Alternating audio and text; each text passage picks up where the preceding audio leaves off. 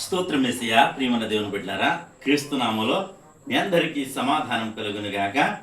ఆమేన్.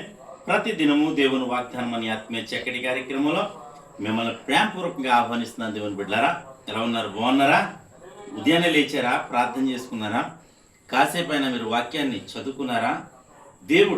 దేవుడికి ఎవరైతే దగ్గరగా జీవిస్తామో, దేవునితో నడుస్తామో, మరి క్రైస్తవులుగా, ఆత్మీయులుగా, దేవుని బిడ్డలుగా మనకు ఇది చాలా ప్రాముఖ్యమైన విషయం. ఏంటంటే ప్రతి దినము ఉదయాన్నే లేవాలి, ప్రార్థన చేసుకోవాలి, వాక్యాన్ని చదువుకోవాలి. తద్వారా మరి నీవు క్రైస్తవుడు అనడానికి మరి మొదటి ఈ మెట్టు నువ్వు పాటించాలి ఖచ్చితంగా. దేవునికి స్తోత్రం.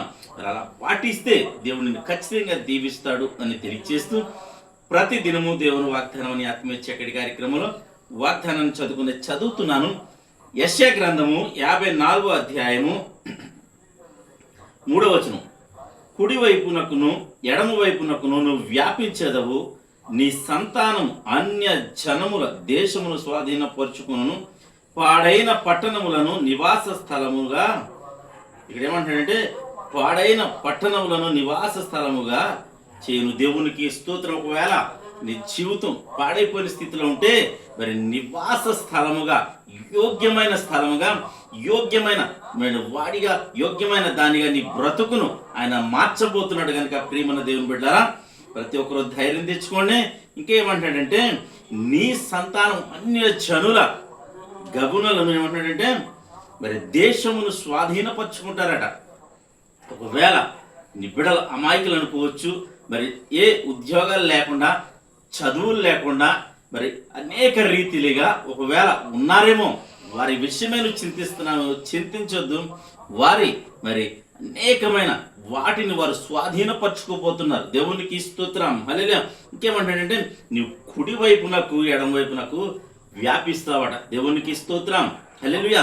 మరి ఇక్కడ చక్కటి వాగ్దానం ఏంటంటే నీవు ఈ ఉన్న చోటనే ఉండిపోయేవేమో, ఆశీర్వాదం చూస్తలేదేమో, నీ వ్యాపారంలో ఆశీర్వాదం లేదు, నీ వ్యవసాయంలో ఆశీర్వాదం, పాడి పంటలో ఒకవేళ ఆశీర్వాదం లేకపోవచ్చు.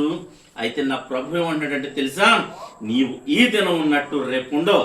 నువ్వు కుడివైపునకు వ్యాపిస్తావు, ఎడం వైపునకు కూడా నువ్వు వ్యాపిస్తావని నా ప్రభు సెలవిస్తున్నాడు. గనక మీ పరిస్థితులను బట్టి కృంగిపోకండి, మరి బెదిరిపోకండి, భయపడకండి. దేవుడు నీకు తోడై ఉన్నాడు. నీవు కుడివైపునకు ఎడం వైపునకు వ్యాపిస్తావని దేవుడు వాగ్దానం చేస్తున్నాడు. కనుక ఈ వాగ్దానాన్ని మీరు సొంతం చేసుకోవాలని తెలియచేస్తూ దేవుడి మాటలు దీవించును గాక. ఆమెను ప్రార్థన చేసుకుందాం. స్తోత్రము తండ్రి, వందనాలు యేసయ్యా. ప్రతి దినము దేవుని వాగ్దానం అని ఆత్మీయ చక్కటి కార్యక్రమంలో మీరు ఇస్తున్న వాగ్దానం, కుడి వైపునకు ఎడం వైపునకు నువ్వు వ్యాపిస్తావని వాగ్దానం చేస్తున్నావు ప్రభా. ఉదయాన్నే ఎంతమంది ప్రజలు నాయన యూట్యూబ్ ద్వారా కావచ్చు, షేర్ చాట్ ద్వారా కావచ్చు, ఫేస్బుక్ ద్వారా కావచ్చు, ప్రతి ఒక్కరి జీవితాల్లో ఉన్న తండ్రి ఈ వాగ్దానాన్ని మీరు నెరవేర్చండి. స్వామి నీకు స్తోత్రాలు తండ్రి. నాయన నీ ప్రజలందరినీ కరుణించండి, కృప చూపించండి తండ్రి. నీకు స్తోత్రాలు. రోగులు ఎవరైనా ఉంటే ప్రభా స్వస్థపరచండి ప్రభా. నాయన వారి జీవితాల్లో కావచ్చు, నాయన వారి వ్యవసాయాల్లో కావచ్చు, నాయన ప్రతి దాంట్లోని వారు నష్టపోయిన స్థితిలో ఉండొచ్చు, కోలుకోలేని స్థితిలో ఉండొచ్చు. అయ్యా, ఏ స్థితిలో ఉన్న నా తండ్రి మీరు విడిపించడానికి సమర్థుడు, శక్తివంతుడు అని ప్రార్థిస్తున్నాము తండ్రి. మా గ్రామాన్ని, మా రాష్ట్ర, మా దేశాన్ని కాచి కాపాడమని ప్రార్థిస్తున్నాను. ఏ విధము చేతనైనా సరే శ్రమ పడుతుంటే ప్రతి ఒక్కరి శ్రమను మీరు తొలగించండి. ఉద్యోగాలు లేని బిడ్డలకి మీరు ఉద్యోగాలు అనుగ్రహించమని ప్రార్థిస్తున్నాను తండ్రి. అలాగే తండ్రి వ్యవసాయాలు, వ్యాపారాలను మీరు దీవించమని ప్రార్థిస్తున్నాము తండ్రి.